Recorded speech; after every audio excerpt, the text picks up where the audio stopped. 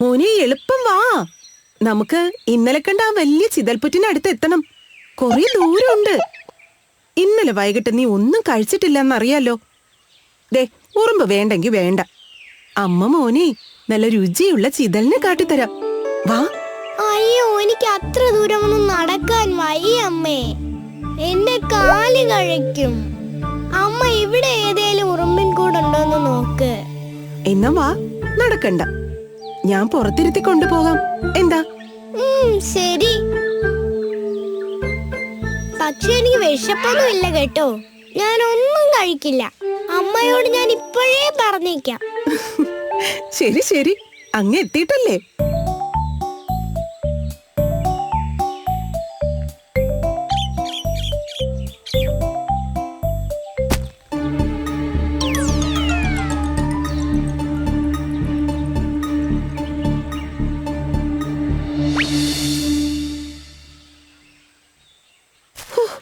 അപ്പൊ ആ പേരയ്ക്ക വീണ ശബ്ദമായിരിക്കും നേരത്തെ കേട്ടത്. ഞാനിങ്ങ് പേടിച്ചു പോയി. അമ്മയ്ക്ക് അല്ലെങ്കിലും പേടി ഇച്ചിരി കൂടുതലാ. പേടിക്കേണ്ടതിനെ പേടിച്ചല്ലേ പറ്റൂ. പക്ഷെ അപ്പോ എങ്ങനെ രക്ഷപ്പെടാന്ന് നമുക്ക് പഠിച്ചാലോ? എനിക്കൊന്നും വയ്യ. ചുരുണ്ടു കിടക്കാനല്ലേ അനങ്ങാതെ. എനിക്കാണെങ്കിൽ അത് ഇഷ്ടമേ അല്ല. പക്ഷെ അത് പഠിച്ചില്ലെങ്കിലേ ആപത്ത് വരുമ്പോ രക്ഷപ്പെടാൻ കഴിയില്ല. എന്നും ഇങ്ങനെ ഒളിപ്പിക്കാൻ അമ്മ കൂടെ ഉണ്ടാവില്ലെന്ന ഓർമ്മ വേണം.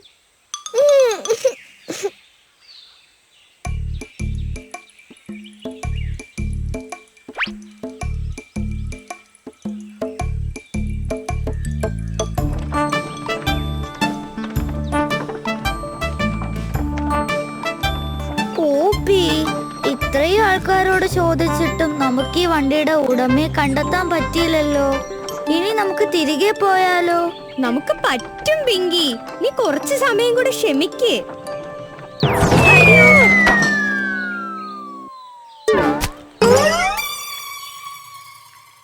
ഇതെന്ത് പറ്റിയതാ പൂപ്പി? വണ്ടി ഒരു കുഴിയിൽ വീണതാ പിങ്കി. വണ്ടിയുടെ ചക്രം ഈ കുഴിയിൽ കുടുങ്ങിപ്പോയതാ പിങ്കി. ചക്രത്തിന്റെ ചുറ്റുമുള്ള മണ്ണ് മാറ്റിയാൽ മതി. അതിനെ പുറത്തെത്തിക്കാം. എന്താ, നമുക്കത് പറ്റില്ലേ? ഉറപ്പായും പറ്റും പൂപ്പി. ഇനി പിങ്കി വണ്ടിയിൽ കയറിക്കോ. ഞാൻ വണ്ടി കുഴിയിൽ നിന്നും തള്ളിക്കയറ്റാം.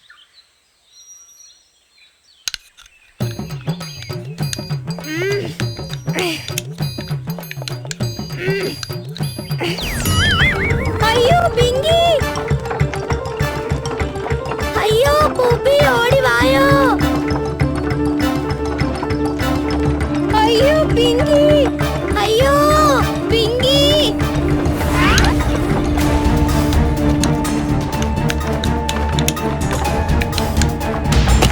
പൂപ്പി, അയ്യോ! അയ്യോ അമ്മേ! അയ്യോ പൂപ്പി! പിങ്കി, നിനക്ക് എന്തെങ്കിലും പറ്റിയോ?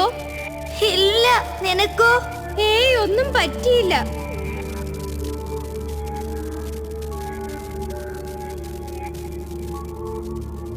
പൂപ്പി, നിനക്ക് മുകളിലേക്ക് കയറി വരാമോ? പറ്റുന്നില്ല പിങ്കി.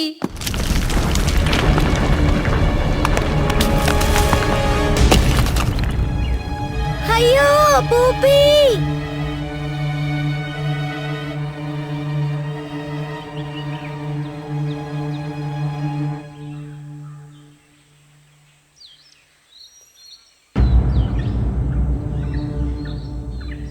എന്താ അമ്മേ പറ്റിയേ?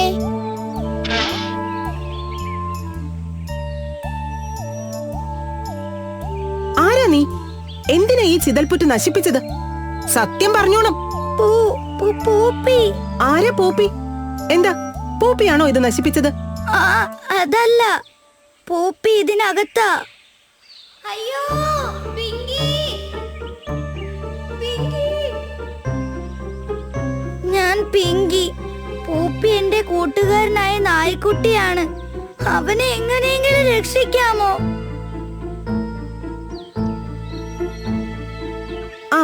ശരി ശരി. ഈ പുറ്റിന്റെ ഒരു വശത്തൂടെ ഒരു തുരങ്കം എത്രയും പെട്ടെന്ന് ഉണ്ടാക്കിയാലേ പൂപ്പിയെ പുറത്തെത്തിക്കാൻ പറ്റൂ. പേടിക്കണ്ട, അതിവേഗത്തിൽ നല്ല ആഴത്തിൽ വരെ തുരങ്കം ഉണ്ടാക്കാൻ എനിക്കറിയാം.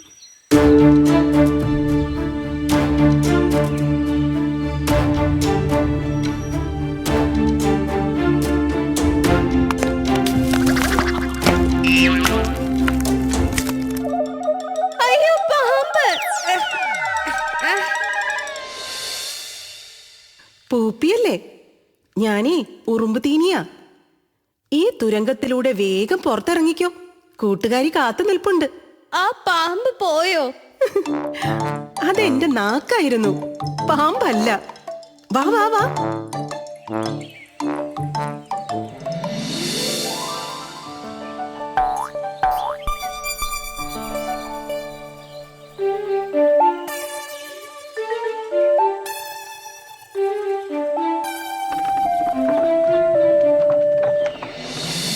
ഓ, ഞാൻ അക്കാര്യം മറന്നേ പോയി. അമ്മേ, എന്റെ വണ്ടി. ഇതാ മോനെ, എടുത്തോളൂ.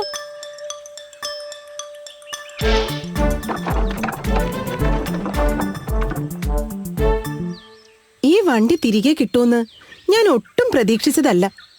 ഞങ്ങൾ ആഹാരം തേടി ദൂരെ ഒരിടത്ത് പോയപ്പോ അവിടെ വേട്ടക്കാരെ കണ്ടു. പിന്നെ കുഞ്ഞിനെയും കൊണ്ട് ജീവനും കൊണ്ട് പായുകയായിരുന്നു.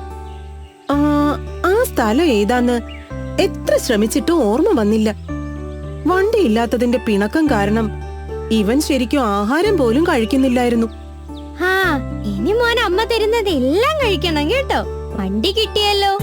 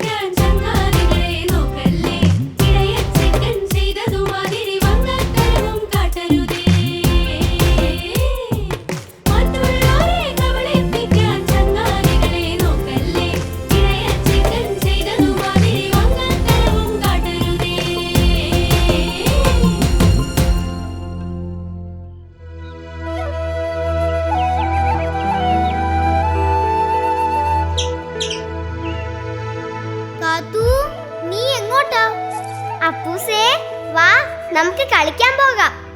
പച്ചത്തുള്ളമാരെയും വിളിക്കാം. പച്ചത്തുള്ളമാരെ കാണുന്നില്ലല്ലോ.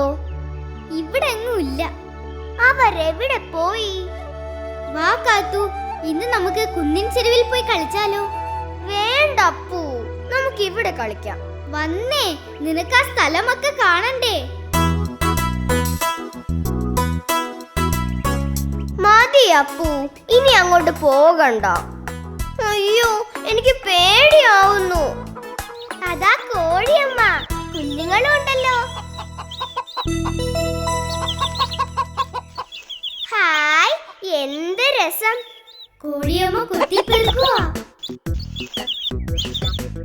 നോക്ക്, അവൻ എന്തോ കൊത്തിയെടുത്തു. മിടുക്കൻ. എന്താ അവിടെ ഒരു അനക്കം? അയ്യോ, കണ്ടൻ.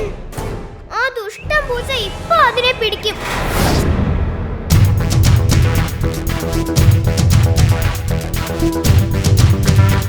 അയ്യോ, കണ്ടൻ എവിടെ? കോഴിക്കുഞ്ഞിനെ കാണുന്നില്ലല്ലോ. അപ്പൂ, അപ്പൂസേ, അപ്പൂസ് എവിടെ?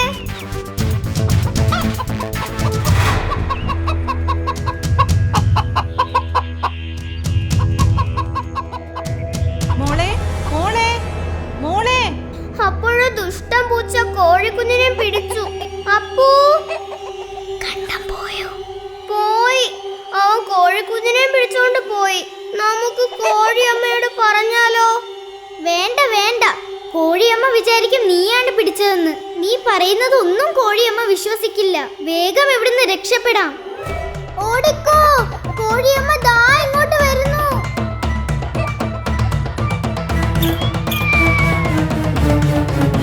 അയ്യോ അമ്മേ, അയ്യോ അയ്യോ, കാത്തു.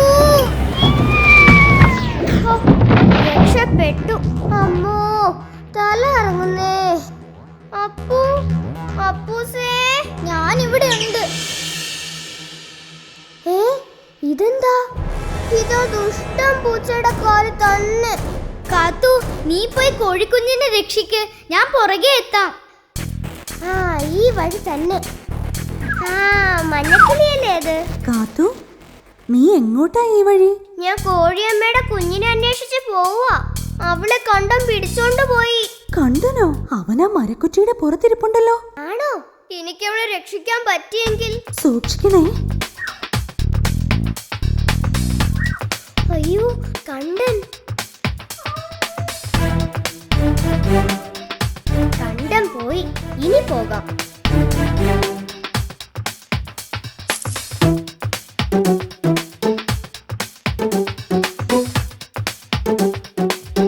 അവളെ എങ്ങും കാണുന്നില്ലല്ലോ.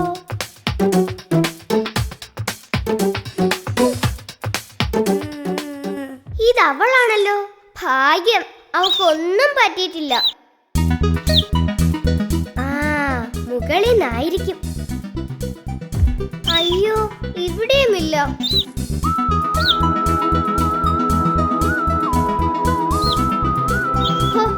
ആശ്വാസമായി, അവൾ ഇവിടെ ഉണ്ട്. കുഞ്ഞാവേ, പേടിക്കണ്ട, നിന്നെ രക്ഷിക്കാനാ ഞാൻ വന്നത്. നിന്നെ ഞാൻ അമ്മയുടെ അടുത്ത് എത്തിക്കാം കേട്ടോ. അമ്മേ, ഞാനാ.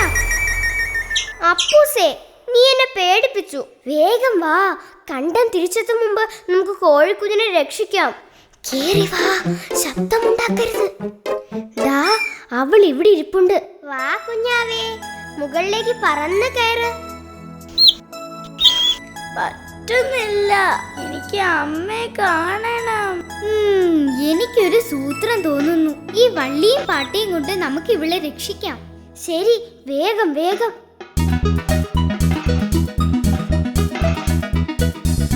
ഇവിടെ കെട്ടാം.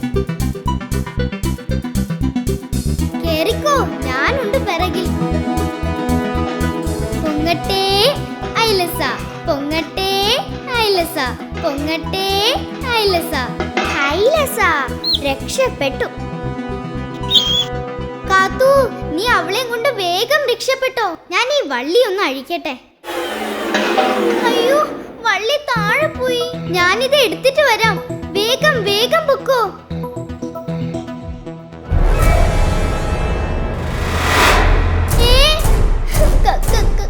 കണ്ടൻ.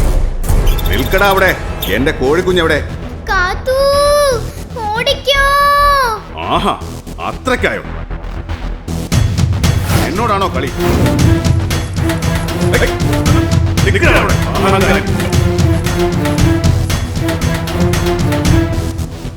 ഇറങ്ങു വെളിയിൽ. കാണിച്ചു തരാം ഞാൻ. കളി കണ്ടനോട് വേണ്ട. ഓടിക്കോ.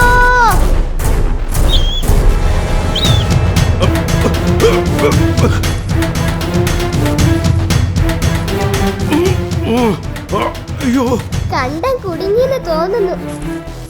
ഇത് തന്നെ അവസരം. അപ്പു, നീ ഇവളെ നോക്കിക്കോ, ഞാൻ ഇപ്പൊ വരാം. അതു, സൂക്ഷിക്കണേ. പറ്റുന്നില്ലല്ലോ. ശ്ശോ, ഇത് അനങ്ങുന്നില്ലല്ലോ. അപ്പുറത്ത് എന്തോ തടയുന്നുണ്ട്. പോയി നോക്കിയാലോ? അയ്യോ, ഒരു കല്ല്.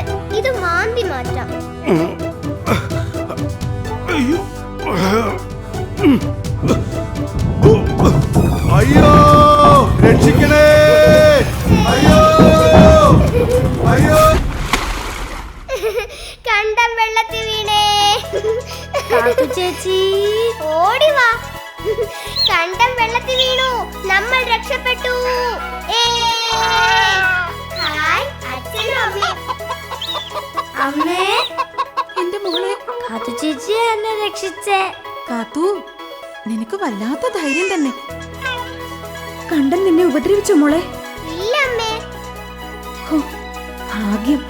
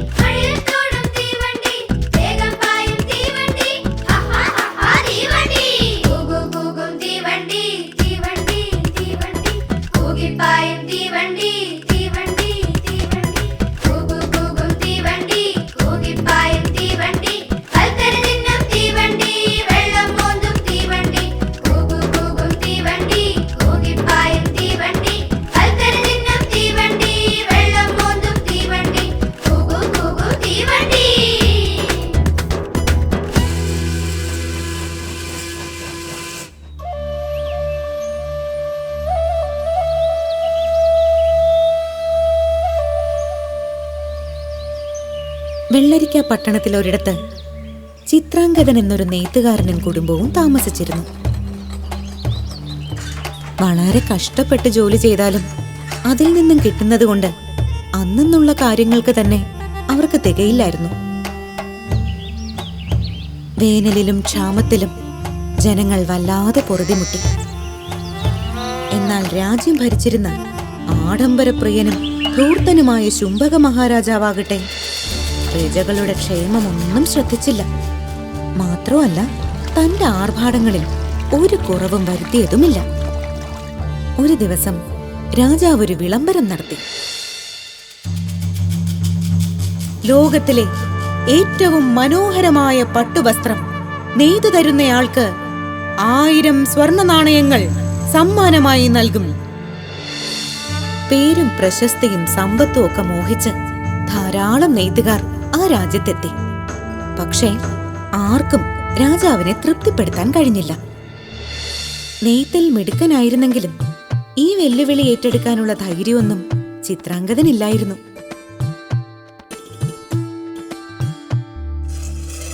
എന്നാൽ ജീവിതത്തിലെ കഷ്ടപ്പാടുകൾ കൂടിക്കൂടി വന്നപ്പോൾ അയാൾ ഒരു തീരുമാനത്തിലെത്തി. എത്ര നല്ല പട്ട് നെയ്താലും രാജാവിനെ ഇഷ്ടപ്പെടാൻ പോകുന്നില്ല. ഈ രാജാവിനെ ഒരു പാഠം പഠിപ്പിക്കണം. ഇയാളുടെ ആർഭാടത്തിന് ഒരു അറുതി വരുത്തണം. ഒരു ദിവസം നല്ല വസ്ത്രങ്ങളൊക്കെ ഉടുത്ത് ഒരുങ്ങിച്ചമഞ്ഞ് ഒരു വലിയ നെയ്ത്തുകാരന്റെ വേഷത്തിൽ ചിത്രാംഗതൻ രാജകൊട്ടാരത്തിലേക്ക് പുറപ്പെട്ടു. വഴിയിൽ ഒരു മരച്ചുവട്ടിൽ വിശന്നു തളർന്നിരിക്കുന്ന ഒരു കൊച്ചുകുട്ടിയെ കണ്ട് ചിത്രാംഗതന്റെ മനസ്സലിഞ്ഞു. തന്റെ കയ്യിലുണ്ടായിരുന്ന ഭക്ഷണപ്പൊതി അയാൾ അവന് നീട്ടി. എന്താ കുട്ടിയുടെ പേര്? വീരു. മടിച്ചാണെങ്കിലും അവനത് വാങ്ങി. പിന്നീട് ഒന്നും മിണ്ടാതെ എങ്ങോട്ടോ ഓടിമറഞ്ഞു. കൊട്ടാരത്തിലെത്തിയ ചിത്രാംഗതൻ മന്ത്രിയെ മുഖം കാണിച്ചു. ഞാൻ ചിത്രാംഗതൻ, അയൽ രാജ്യത്തെ ഏറ്റവും വലിയ നെയ്ത്തുകാരനാണ്. വളരെ വിശേഷപ്പെട്ട ഒരു പട്ടുചേലയാണ് ഞാനും എന്റെ നെയ്ത്തുകാരും മഹാരാജാവിന് വേണ്ടി നെയ്യുന്നത്. ഏകദേശം 100ഓളം നെയ്ത്തുകാരുണ്ട്. വസ്ത്രം നെയ്യാൻ തുടങ്ങിയിട്ട് തന്നെ മാസം 3 ആയി. അത്രയ്ക്കും വിശേഷപ്പെട്ട പട്ടുചേലയോ? മഹാരാജാവിനെ വിവരമറിയിക്കുന്നതിന് മുൻപ് എനിക്ക് ആ പട്ട് നേരിട്ടൊന്ന് കാണണം. അതിനെന്താ പ്രഭു, ഇപ്പോൾ തന്നെ കാണാമല്ലോ. ചിത്രാംഗതൻ മന്ത്രിയെയും കൂട്ടി താൻ ഇതിനു വേണ്ടി ഒരുക്കിയിരിക്കുന്ന നെയ്ത്തുശാലയിലെത്തി. വന്നാലും 100ഓളം നെയ്ത്തുകാർ വസ്ത്രം നെയ്യുന്നത് കണ്ട് മന്ത്രി അത്ഭുതപ്പെട്ടു. പ്രഭു, കണ്ടില്ലേ അതിലെ സ്വർണ്ണക്കസവ് ഞൊറികൾ? ആ പട്ടുചേലയുടെ അറ്റത്തെ കുഞ്ചലങ്ങളിൽ കാണുന്നത് അമൂല്യമായ രത്നങ്ങളാണ്. ചിത്രാംഗതൻ പട്ടുചേലയെക്കുറിച്ച് നിർത്താതെ സംസാരിച്ചു തുടങ്ങി.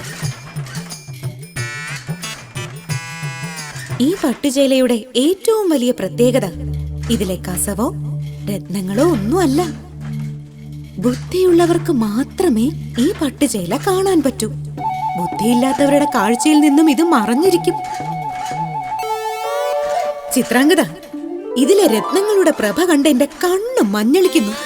നിങ്ങൾക്ക് 1000 10,000 സ്വർണ്ണ നാണയങ്ങൾ തരാൻ നാം മഹാരാജാവിനോട് പറയും. ഇത്രയും വിശേഷപ്പെട്ട ചേലയോ? അതേ പ്രഭു. മാത്രമല്ല, ബുദ്ധിയുള്ളവർക്കേ അത് കാണാനും പറ്റൂ. അതേതായാലും നന്നായി. നമ്മുടെ രാജ്യത്ത് എത്ര ബുദ്ധിമാന്മാരുണ്ടെന്ന് ചേലയുടുത്താൽ അറിയാൻ കഴിയുമല്ലോ. ഏതായാലും ചേല മുഴുവനായി പോയി കാണാമല്ലേ? അങ്ങയുടെ ഇഷ്ടം പോലെ. പക്ഷേ പട്ടുചേലയെ കുറിച്ച് ഓർത്ത് രാജാവിന് ഇരു കുറയ്ക്കാൻ വയ്യാതെയായി. പരിവാരങ്ങളെയും കൂട്ടി രാജാവ് പട്ടുചേല നെയ്യുന്നത് കാണാൻ നേരിട്ടെത്തി. പട്ടുചേല എവിടെ? രാജാവ് സൂക്ഷിച്ചു നോക്കി.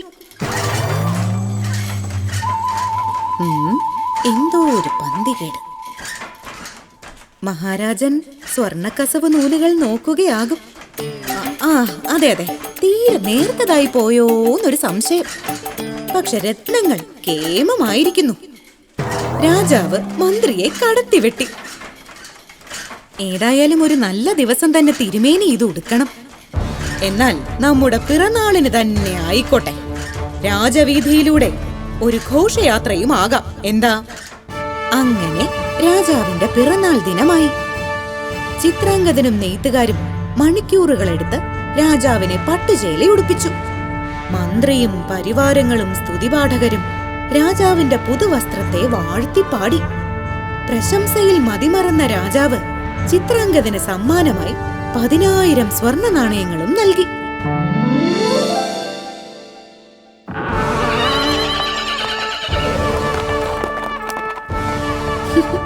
വിശേഷപ്പെട്ട പട്ടുചേല ഉടുത്തെത്തിയ രാജാവിനെ കണ്ട് പ്രജകൾ കണ്ണു തിരുമി പലവട്ടം നോക്കി.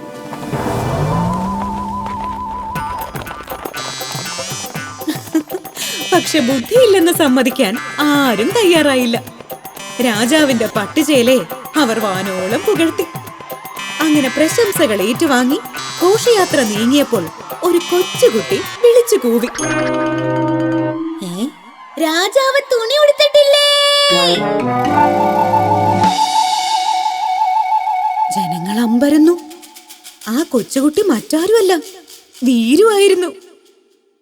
രാജാവ് തുണി ഉടുത്തിട്ടില്ലേ? വീരു വീണ്ടും വിളിച്ചു കൂവി. ജനങ്ങൾ അടക്കം പറഞ്ഞു, രാജാവ് തുണി ഉടുത്തിട്ടില്ല. രാജാവ് നഗ്നനാണ്. രാജാവ് തുണി ഉടുത്തിട്ടില്ലേ? ജനങ്ങൾ ഏറ്റുവിളിച്ചു.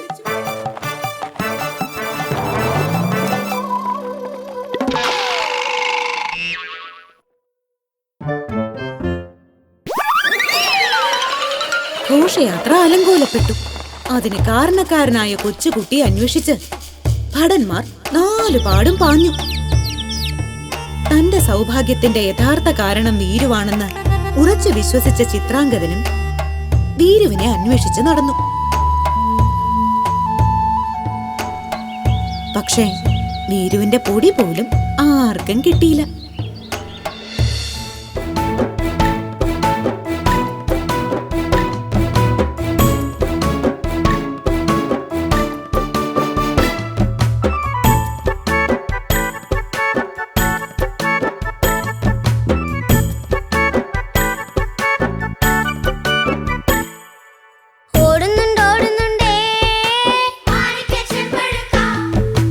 പൊട്ടനറിയാതെ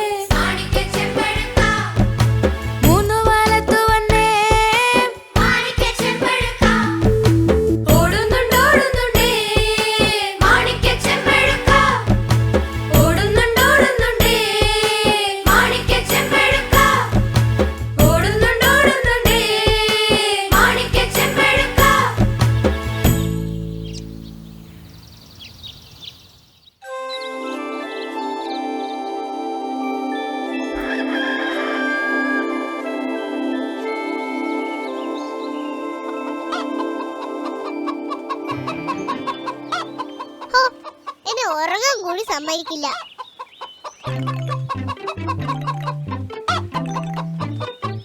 എന്താ കോഴിയമ്മേ, എന്നെ ഉറങ്ങാൻ സമ്മതിക്കില്ലേ? എന്തിനാ ഇങ്ങനെ വിളിച്ചു പോകുന്നത്? ഞാനൊരു മുട്ടയിട്ടു.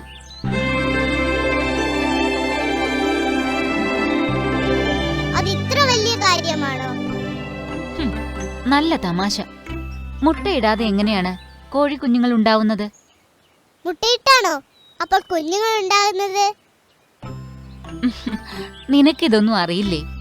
മുട്ട വിരിഞ്ഞാണ് കോഴിക്കുഞ്ഞുങ്ങൾ ഉണ്ടാവുന്നത്. അപ്പൊ ഞാനും മുട്ട വിരിഞ്ഞാണോ ഉണ്ടായത്? മണ്ടൻ, നിന്നെ നിന്റെ അമ്മ പ്രസവിച്ചതാണ്.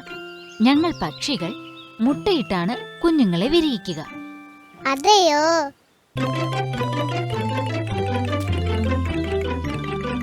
ഞാനിവിടെ ഇരിക്കാം.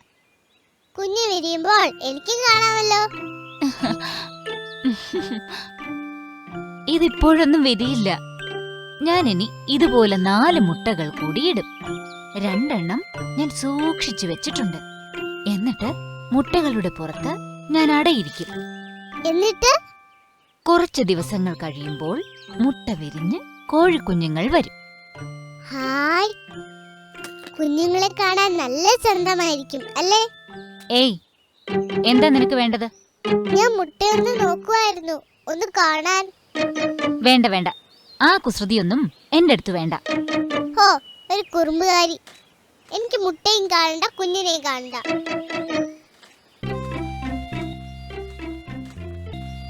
ഹായ്, എന്തു ചന്തമായിരിക്കും അവയെ കാണാൻ.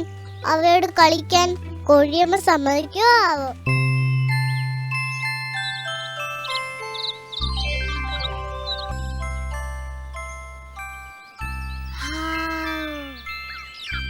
ഹായ്, കുരുവികളാണെന്ന് തോന്നുന്നു. നോക്കിയാലോ? കുരുവികളെ ഒന്നും കാണുന്നില്ലല്ലോ. അയ്യോ, ശബ്ദം കോഴിക്കൂടിനടുത്ത് നിന്നാണല്ലോ. ഹായ്, കുഞ്ഞുങ്ങൾ.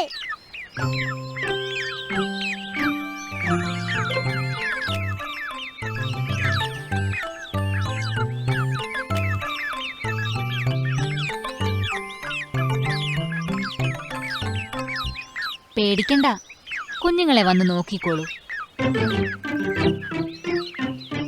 പേടിക്കണ്ട മക്കളെ, പൂപ്പി നിങ്ങളൊന്നും ചെയ്യില്ല.